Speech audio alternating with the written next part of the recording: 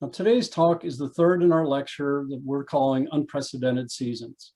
We've invited leading scholars to look at current social issues, such as the pandemic, social justice, and civil rights, and also climate change, through the lens of memoir and biography.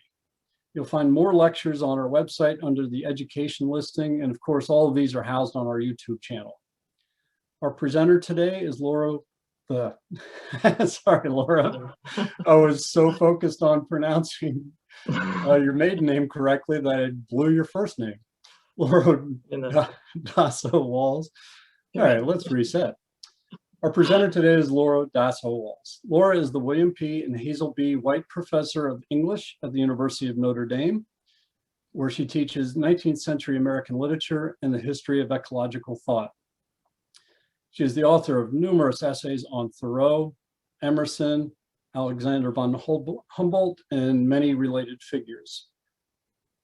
Her prestigious book, an award-winning book, Henry David Thoreau, A Life, which you can see there behind me, came out from the University of Chicago Press in 2017. It received the Phi Beta Kappa's Christian Gauss Award and the Los Angeles Times Book Award for Biography.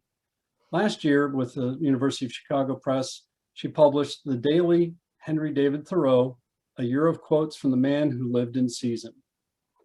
Her other books include The Passage to Cosmos, Alexander von Humboldt and the Shaping of America, Emerson's Life and Science, The Culture of Truth, and also Seeing New Worlds, Henry David Thoreau and 19th Century Natural Science.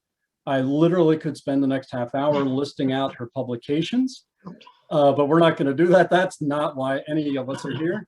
We want to hear what Laura has to say.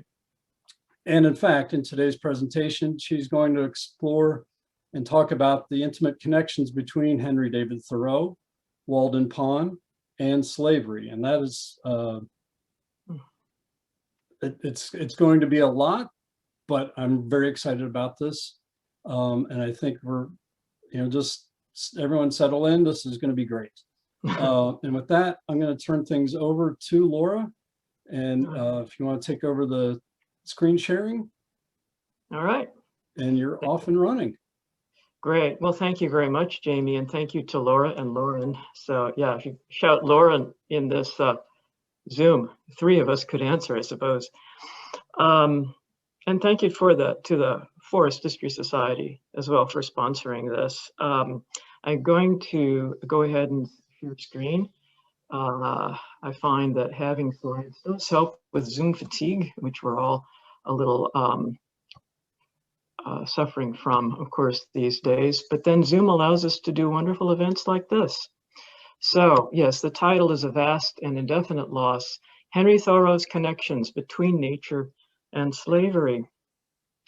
Much of the detailing that I'm leaving out of this talk can be found in my biography. And of course, there are other books as well that are relevant to this. And look forward to the Q&A. I will try to answer what I can during that. And again, this is a huge topic. And I think one very pertinent to what we're struggling with in this season.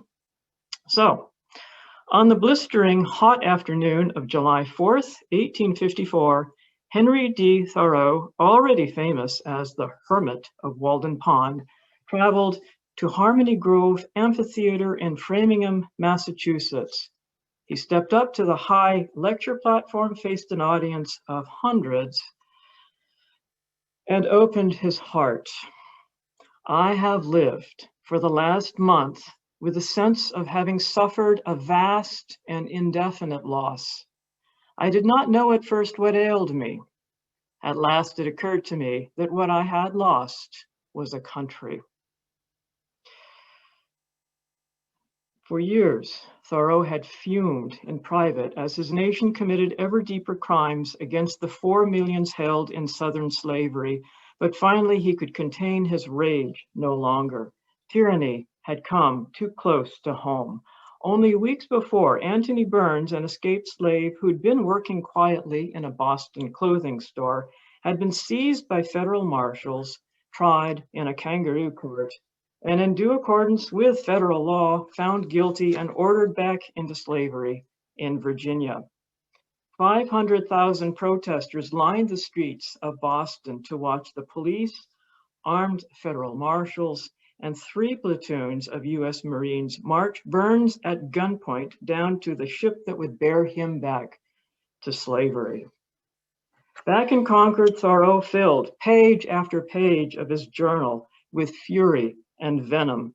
At night, he kept a pencil under his pillow to write when the torment kept him from sleeping. He compacted his fury into a speech, Slavery in Massachusetts, and boarded the train to Framingham. There he joined the era's most eminent anti-slavery speakers, among them Sojourner Truth, Wendell Phillips, and William Lloyd Garrison, in calling for the rescue of his state of Massachusetts from being bound forever, as the poster had it, to the car of slavery. This was sedition. Garrison opened the event by burning a copy of the Constitution, holding it aloft until the last flame burned his fingers. As Thoreau took center stage, his feet must have ground the ashes of the Constitution into the floorboards. Yet, as he spoke, said an observer, he spoke with such serene unconsciousness that he was saying anything shocking, that his words carried all the more power. Here's what he said, among other things: "Let the state dissolve her union with the slaveholder. Let each inhabitant of the state," meaning Massachusetts, "dissolve his union with her as long as she delays to do her duty." His address rocketed across the country, printed and reprinted, "Words that burn," as one newspaper headlined it. But beneath Thoreau's anger was deep pain. For a decade and more, his life had found meaning in walks into the woods and fields of Concord, and his soul had found healing at Walden Pond, where he'd once lived in his famous tiny house for a little over 2 years. But now Thoreau had lost that too. As he confessed to the audience in Framingham, "I walked toward one of our ponds. But what signifies the beauty of nature when men are base? We walk to lakes to see our serenity reflected in them. When we are not serene, we go not to them. Who can be serene in a country where both the rulers and the ruled are without principle? The remembrance of my country spoils my walk. My thoughts are murder to the state, and involuntarily go plotting against her." Well, nature, it seemed, was dead. Life itself, as he said, more interrupted and less available for a man's proper pursuits. But it was even worse than that. Even as he wrote these words, Thoreau was correcting the proofs of his new book about his years in the woods. Even as he spoke these words, just a few miles away in Boston, his publisher was having those pages printed, gathered, and bound into his new book, the end of 9 years' labor, filled with all the hope and healing Thoreau knew. Walden, nothing less than the culmination of his life's work. But what signified the beauty of his book now? Walden, too, lay in ashes at his feet.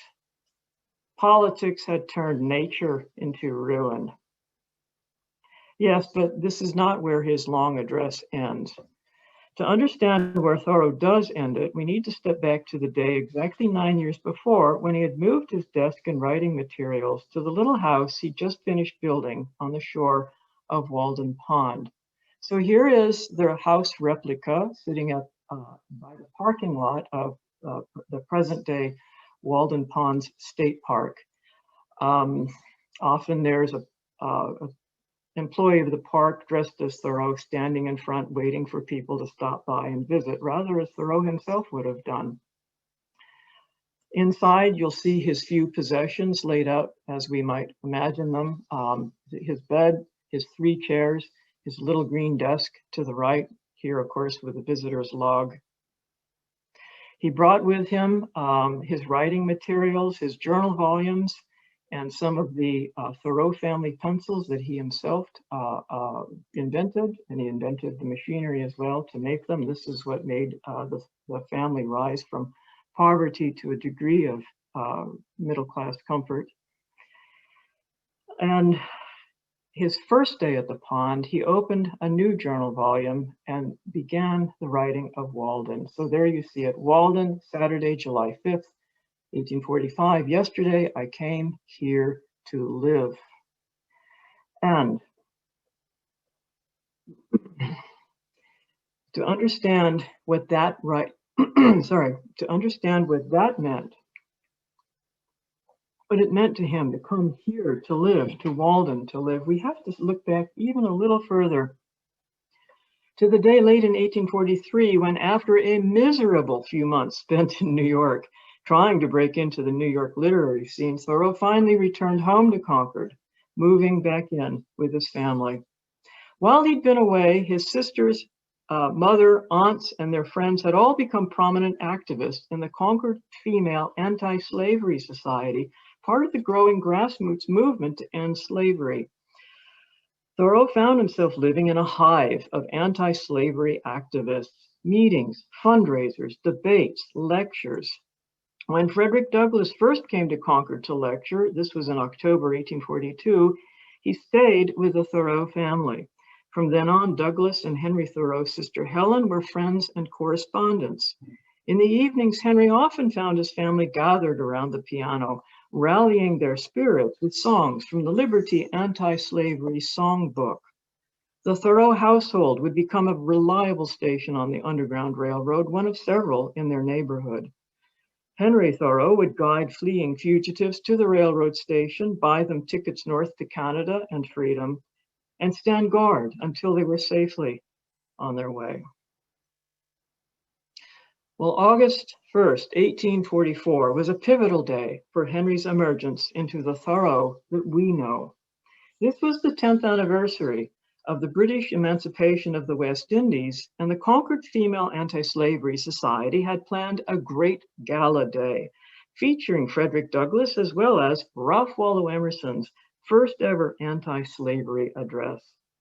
Thoreau had been away on a long walkabout to Western Massachusetts, but he hurried home for the great day, pushing his way through the crowds pouring into town, still wearing the ragged clothes he'd hiked and slept in for weeks. But when he reached the center of town, he found all in chaos. The town fathers had shut the doors of the church to anti-slavery speakers, even as darkening clouds threatened a thunderstorm that would force everyone indoors. Hastily, the women of Concord arranged to open the town hall, here on your screen on the left. But no one else knew where or when the speeches were to take place. Someone had to ring the church bell, the church to the back right side of your screen. Someone had to ring the church bell to call everyone to the town center, but the sexton refused to touch the bell rope and allowed no one else to come near him. Until suddenly Thoreau blew through the crowd, shoved the sexton aside, and, as a witness recorded, seized the rope with his strong arm, and the bell, quote, pealed forth its summons right merrily. Afterwards, Thoreau handled the printing and distribution of Emerson's address as a, quote, agent of the Concord Female Anti-Slavery Society. This was typical. What the women were not permitted to do, Henry would do for them, adding the strong arm, his own strong arm to the cause, but never stepping onto the stage himself. He was painfully shy, introverted, and not a very good public speaker. He worked better underground. The movement's public face would belong to others who sought the limelight. The work continued. Thoreau wrote some anti-slavery essays, one for the Dial, another for the Liberator, praising the movement's best writers and speakers. One of them stands out. In March 1845, when Wendell Phillips was invited to speak again at the Concord Lyceum, the curators resigned rather than permit an abolitionist to speak in public. Thoreau and Emerson were elected in their places, and they hastily issued an invitation to Phillips. But when he came and spoke, Thoreau was aghast at what he told them.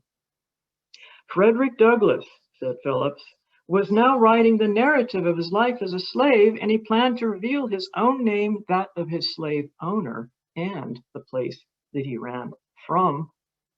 The Lyceum audience gasped. As Thoreau wrote in The Liberator, quote, "It was anxiously whispered by the sons of the Pilgrims, he had better not." And it was echoed under the very shadow of the Concord Monument to Freedom. He had better not. Well, the response of his Concord neighbors shocked Thoreau. He admired Phillips as the kind of man that he, Thoreau, wanted to be himself, born to do right, whatever the cost. As Thoreau wrote, he unconsciously tells his biography as he proceeds, and we see him clearly and earnestly deliberating on these subjects wisely and bravely without counsel or consent of any, occupying a ground at first from which the varying tides of public opinion cannot drive him. Thoreau applauded with the rest, but for Thoreau that was not enough.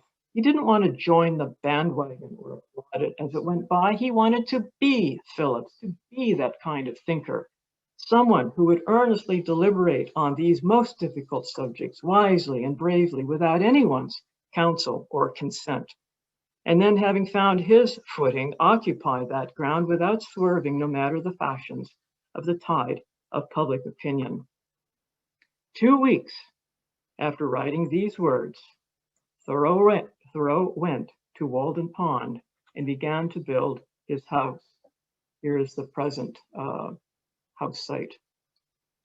Here would be his ground, and here he would, as he tells us over and over again in Walden, deliberate on slavery and freedom, on wisdom and right action, until he knew just where he stood, he, Henry D. Thoreau, and he would never swerve again. Or as he put it in Walden, "I went to the woods because I wished to live deliberately, to front only the essential facts of life and see if I could not learn what it had to teach and not, when I came to die, discover that I had not lived." Thoreau's declared search for meaning, for something to believe in, his determination to wedge his feet downward through the shams and delusions of the age till, as he said, we come to a hard bottom and rocks and place which we can call reality and say, this is, and no mistake. Will these words ring today, perhaps more clearly than ever? And this is important. Thoreau's time at Walden Pond was not a retreat from the terrible questions of his day, but precisely the place he needed to go to face them, to drive them into a corner, to find the ground that he could stand on and say for the rest of his life, this is, and no mistake. He was no hermit. We know from historical records that he walked into town every couple of days to work as a day laborer and do his family chores. We also know that when he wasn't writing or out walking or working his small experimental farm, he put that chair outside his door, inviting anyone passing by to stop down and say hello. Because as soon as Thoreau started building that house, just a stone's throw from the main road, people started asking him, "What are you up to?" He'd stop to tell them, turning those conversations into examinations of the meaning of life and the best way to live. Far from a retreat, Thoreau found himself on stage, a local celebrity. And he wasn't above playing to his audience, if that's what it took to get them to listen. His goal was to change his life and then to put the keys of change into the hands of anyone who, like himself, lived a life of quiet desperation. He'd show them how to pursue their own project of self-examination and how to reorient to the changing demands of the modern world, the world of the Underground Railroad for one thing, and the world of the above-ground railroad for another, which had just been built across the pond by Irish railroad workers being paid starvation wages. Many of them stayed behind in Concord, and Thoreau befriended them too, defending them against his neighbors' prejudice and helping them settle into new homes in America. And sometimes when he walked into town, he looked up the town records to learn about the former slaves who had lived at Walden before him, forming a small village. By then, they'd all disappeared except for their cellar holes and a few apples running wild and lilacs springing up in the woods.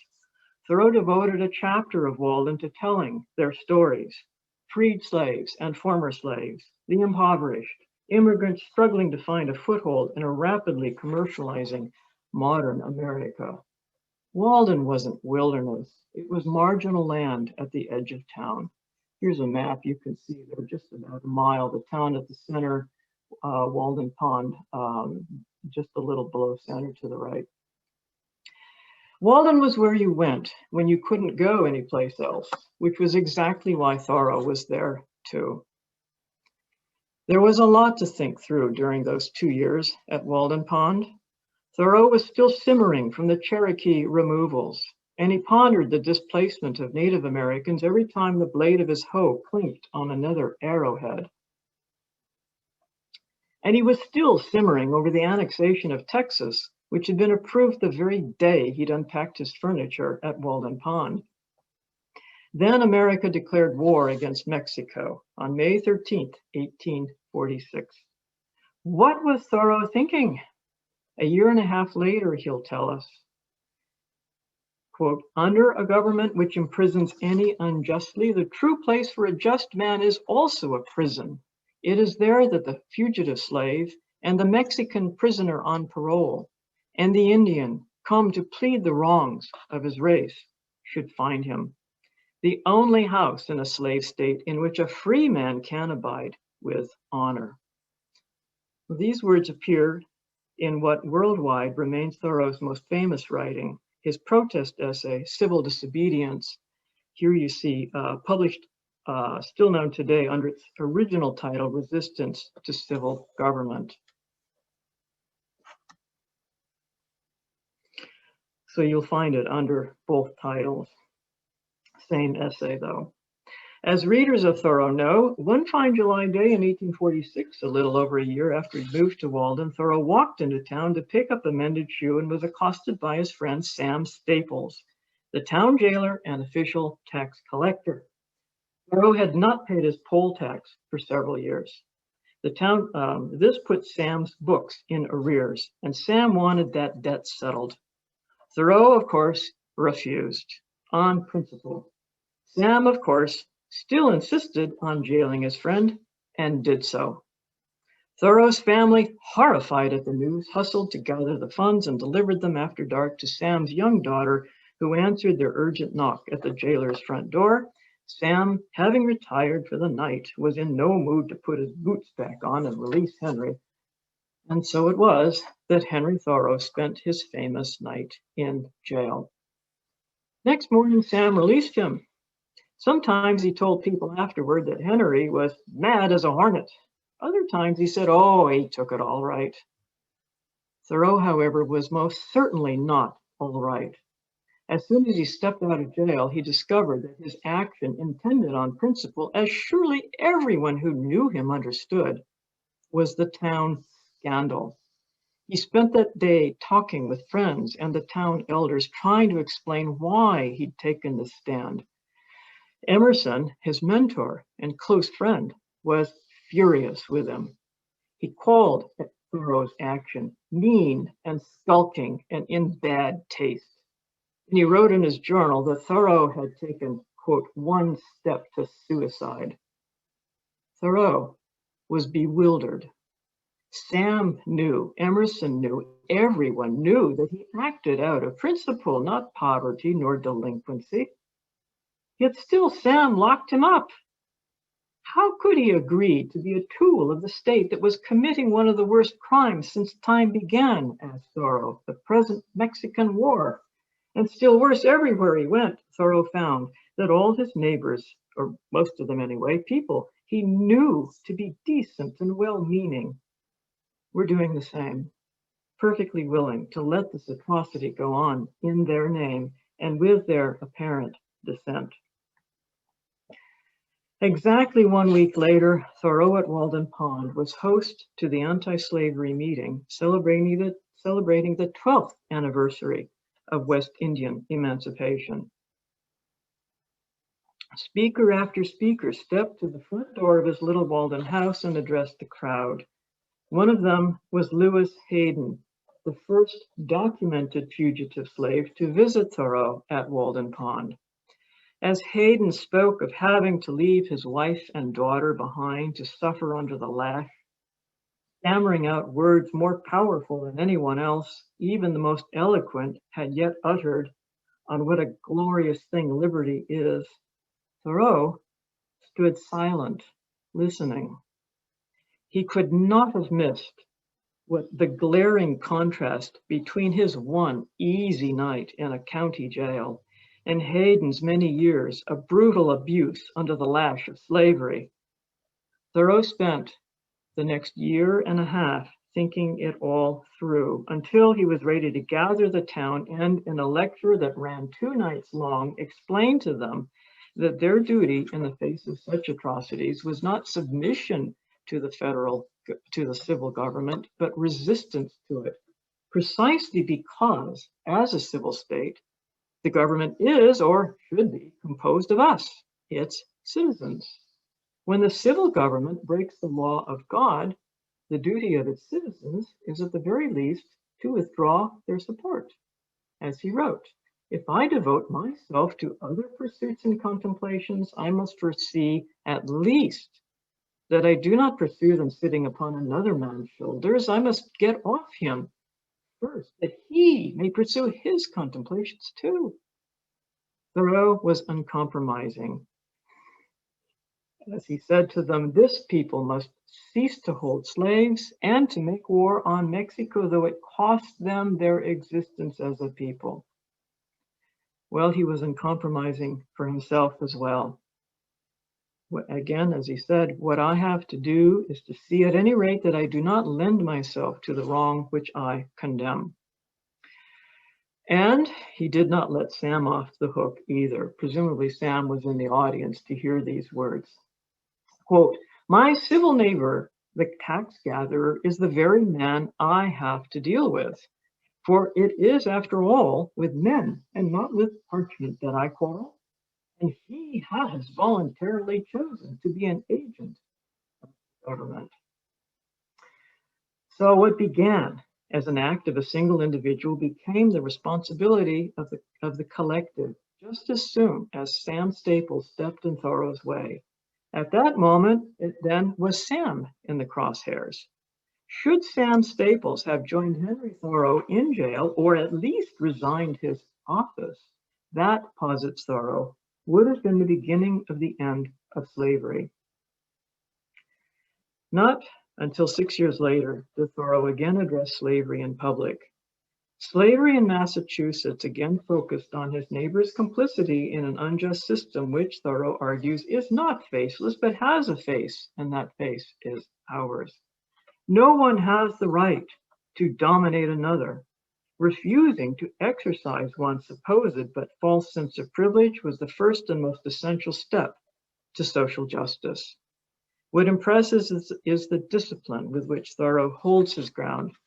As he states so clearly, he never intended to devote his entire life to the eradication of even the most enormous wrongs, but he did demand of himself that he refuse his consent.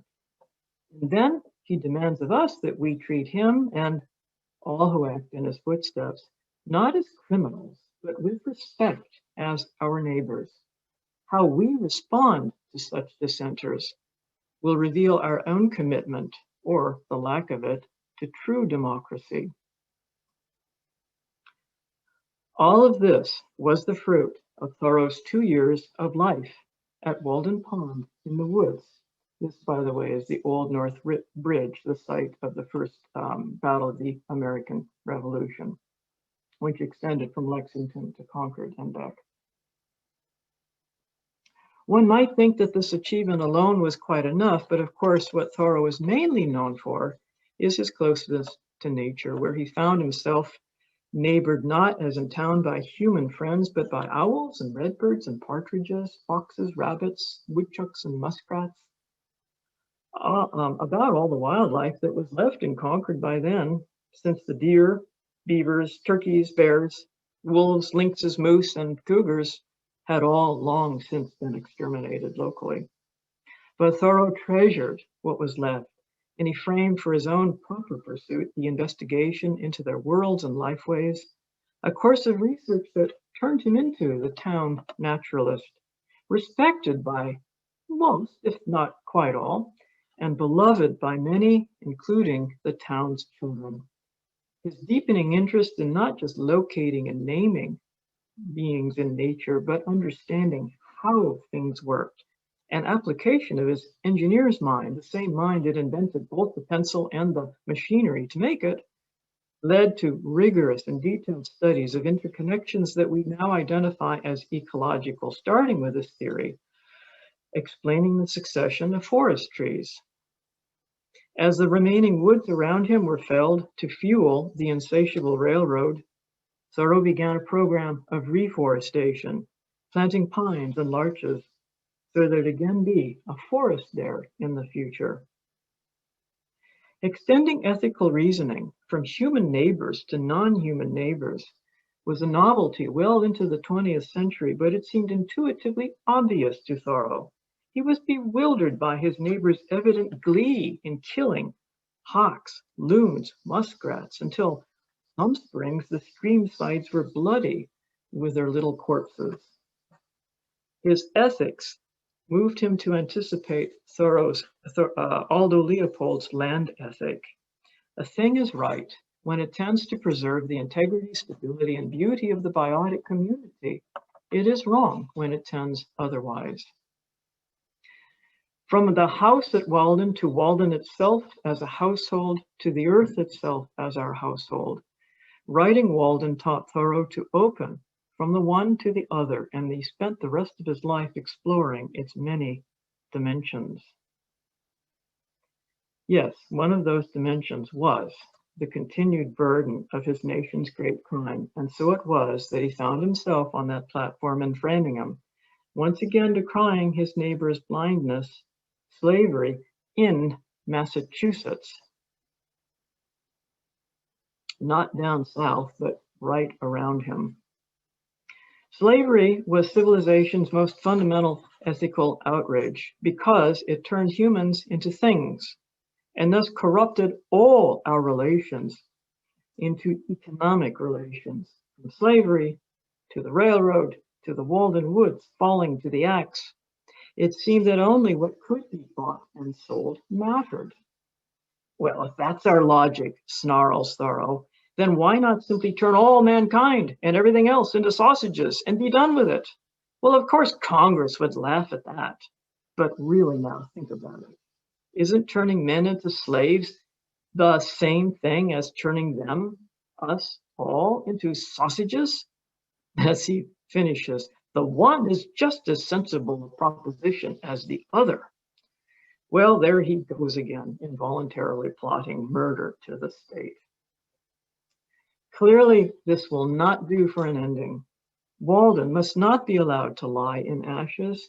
Here, in the green world, lay all of Thoreau's hope for the future, for the regeneration of not just humanity, but of all life on the living earth. So, in an extraordinary final turn, he wills himself toward hope. He writes, "But it chanced the other day that I scented a white water lily, and the season I had waited for had arrived. It is the emblem of purity." Well, pure to the eye, sweet to the scent, opening in the morning at the first touch of the sunlight, the lily became Thoreau's emblem for the purity and courage that must be reborn of what he called the sloth and vice of man, the decay of humanity, lifting the lily, lifting its sign of enlightenment out of, and these are all words from Thoreau's last couple paragraphs, the foul slime of obscene and baleful manure of slavery and servility. One admires his linguistic restraint here. Polite language does not allow him to speak the obscene word that he is thinking. To some, this ending seems a cop-out. The lily, white no less, a cliche. But Thoreau had read long and deep into the available scriptures of Buddhism, where he learned that the lotus flower was the sacred Buddhist emblem of enlightenment. So every time he saw a lily, Thoreau imagined it as New England's sacred lotus, illuminating for us in America a path toward our enlightenment, a redemption not by heaven, but by and for the earth. In the end, he would, of course, walk again toward Walden. And in Walden, he would leave us his own great sacred scripture, offering us our own modern ceremony of regeneration. That Walden in all its beauty and hope was born quite literally out of the slime and filth of slavery and war and genocide. That Thoreau knew this and tells us so, gives us his answer to how slavery is connected to nature. The one is our filth, the reeking compost, as he says, out of which America was born and is still being born, as our relentless daily headlines remind us. The other is the promise that awaits us when we finally learn to lift our heads together to the morning light. As Thoreau ends Walden, a book that by some miracle can still actually make us believe this, quote, "Only that day dawns to which we are awake. There is more day to dawn. The sun is but a morning star." Thank you for listening. I welcome your questions. Thank you, Laura. And we have questions for you. I do want to acknowledge I was also monitoring the chat, and a remarkable turnout from across the globe. I saw folks chiming in from Switzerland, and all of just thank you all for joining us today. A lot of Thoreau Society members. They are proud of that organization, proud of that membership. And again, my thanks to Mike there at the society for helping to promote today's event. I want to start with Maya Feidelman. I believe it's pronounced. Well, I don't know. we're just going to have to hope I didn't butcher her name. And so she says she knows that Thoreau spent a lot of time surveying Walden Pond and measuring its size, and also investigating the ice there and how much had accumulated. And she's wondering if, in your opinion, that work and maybe how his measuring of the ice itself had any significance beyond the, maybe symbolism is what she's asking. I'm not sure. Yeah, sure. That's a great question. Yeah, as soon as the ice froze over, which was about January of 1846, Thoreau borrowed surveying equipment. He didn't own his own yet, but he had taught surveying to his students when he was a teacher at the Concord Academy, the Thoreau School. And he used that equipment to conduct a survey of the pond. And so that's the basis for the map, the survey map that is the only illustration in the text pages of Walden. The frontispiece, of course, is by his sister, Sophia. So I really do think, especially knowing what it took to make that survey, it would have taken a week or two of pretty determined labor, probably the help of an assistant.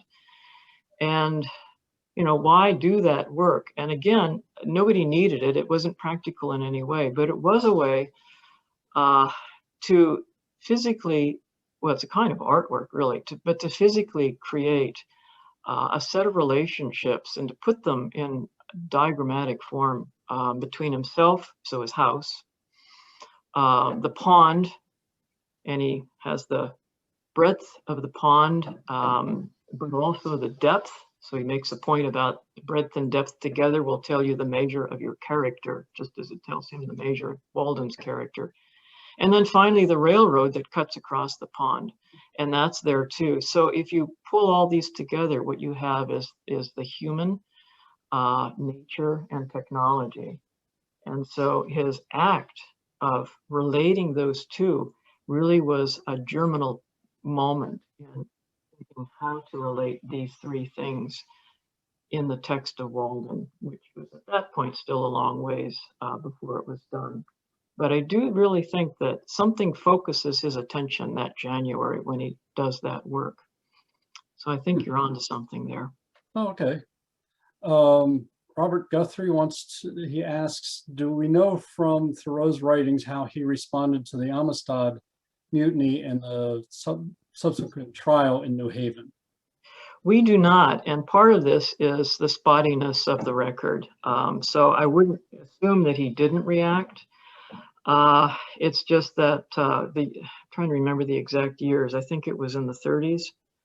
The journal that he kept, he mostly destroyed it and redacted bits and pieces of it into what we have today.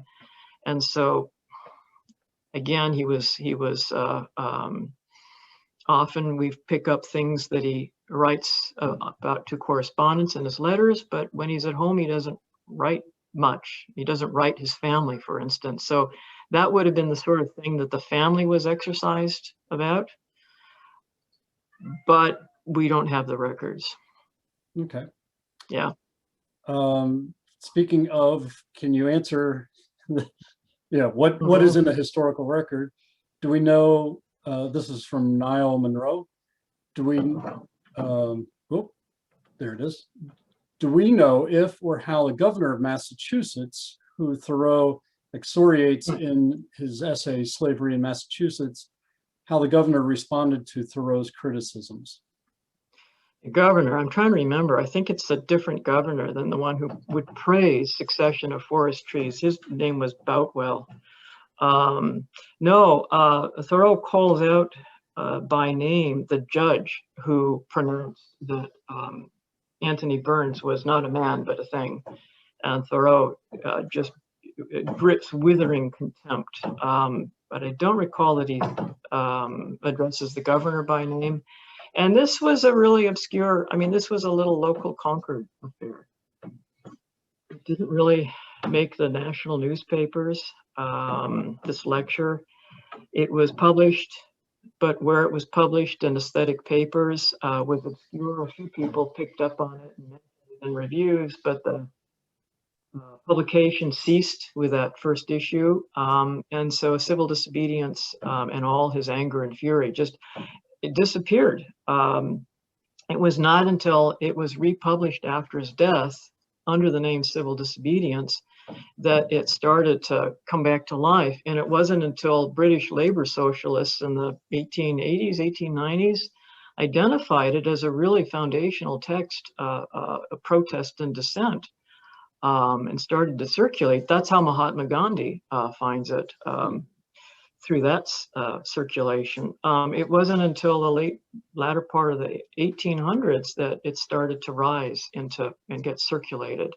In other words, Thoreau himself had his say, but his availability of our words, of his words to us, depended on people in between, right? Picking up on it and then spreading the word. So, yeah, that's a long answer, which doesn't quite get to your question. Answer is, I think they just hadn't heard of it. Okay. This one is from Drew Lanham. He is an ornithologist at Clemson, but I don't think that has bearing on what he's asking.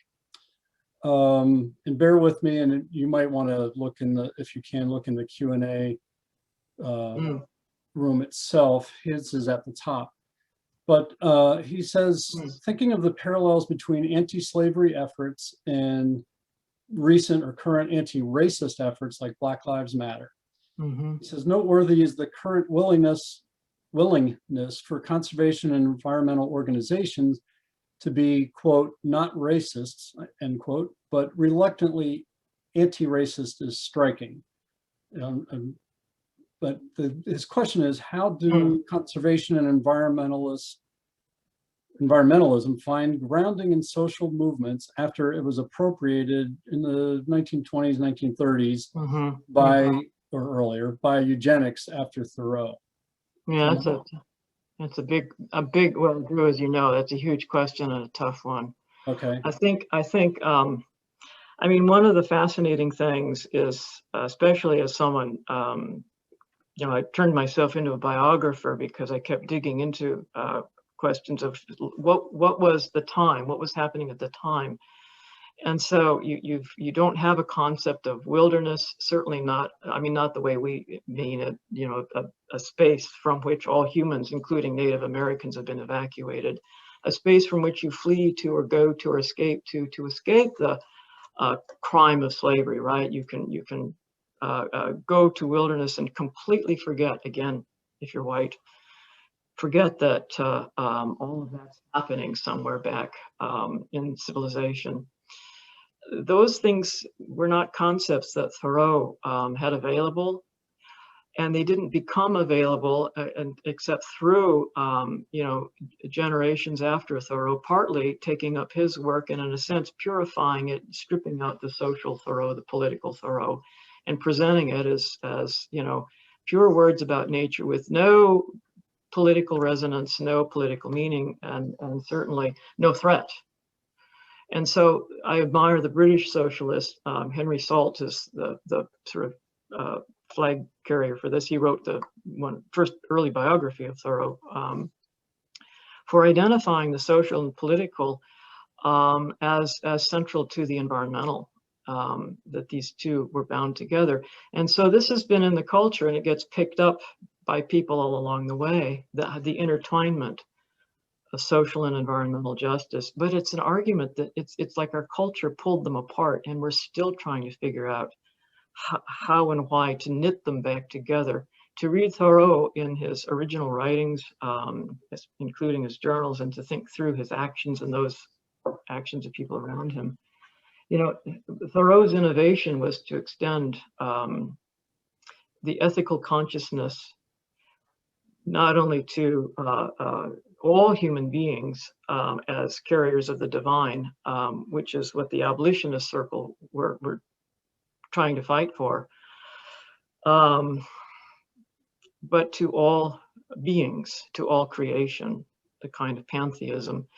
As I say, to Thoreau, this extension of ethics from the human to the non-human, that was an innovation. That's the foundation of it. I think we still have work ahead of us to do that.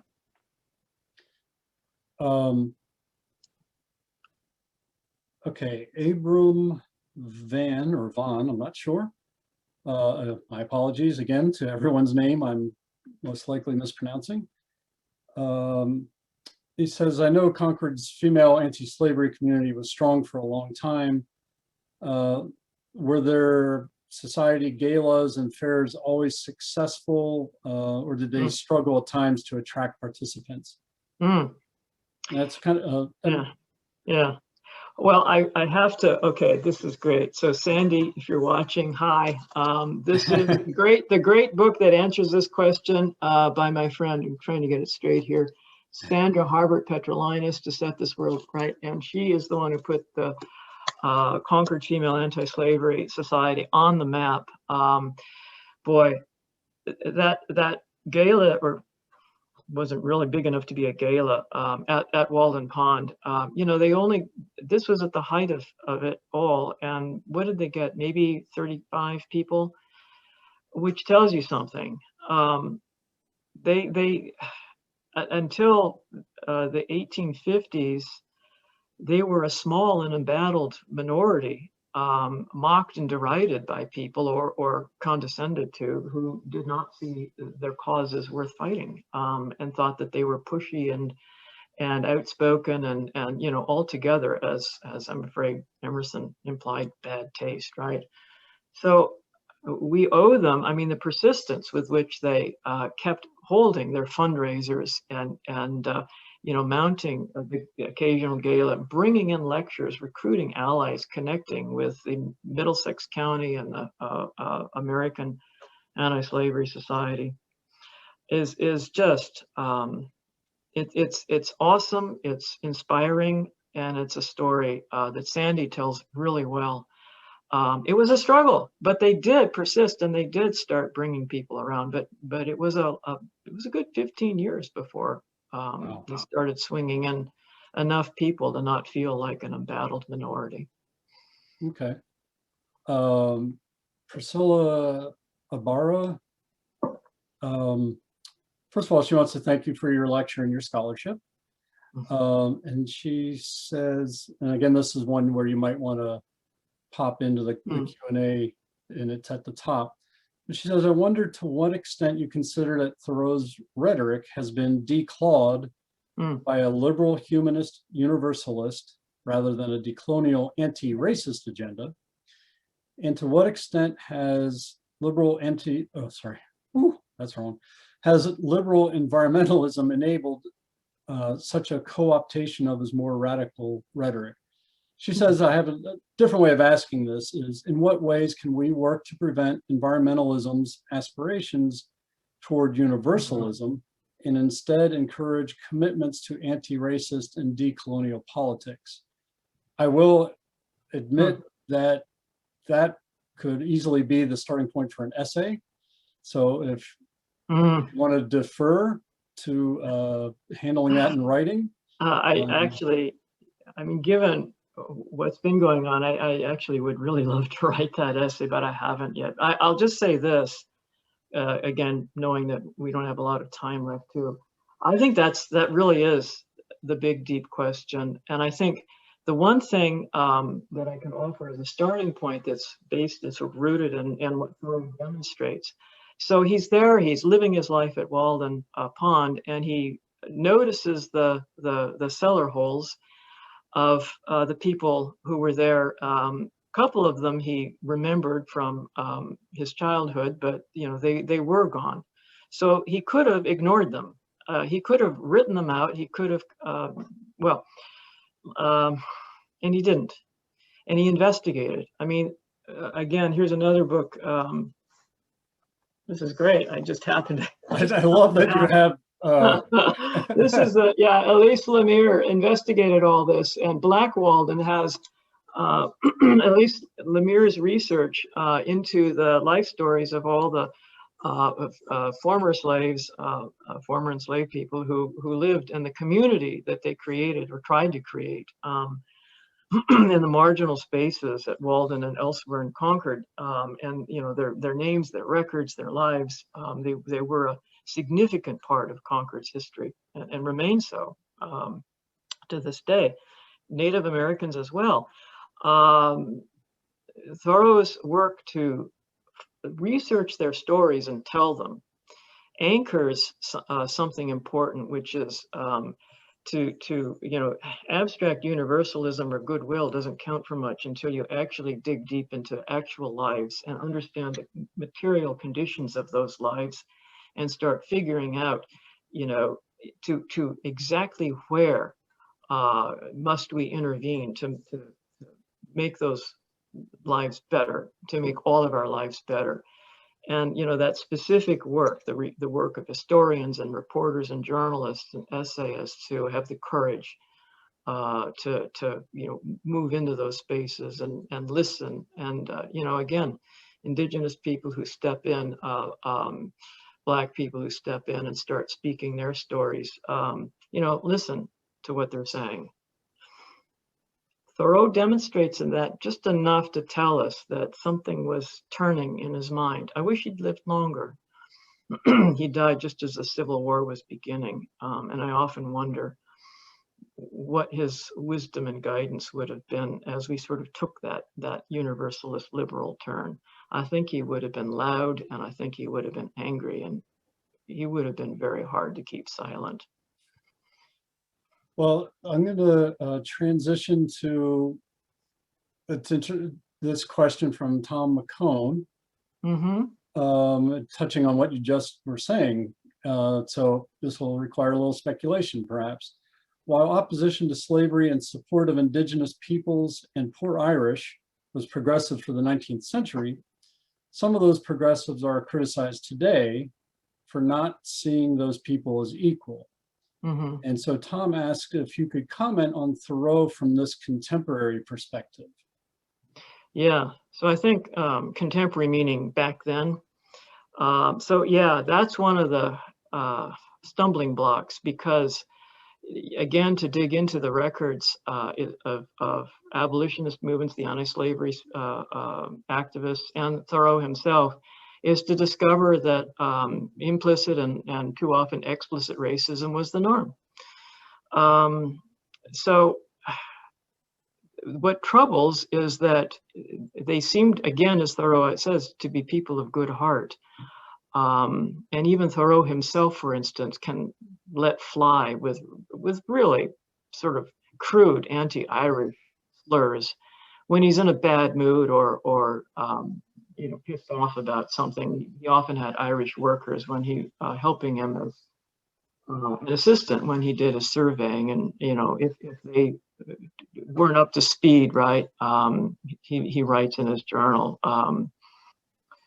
you know, they're not up to it.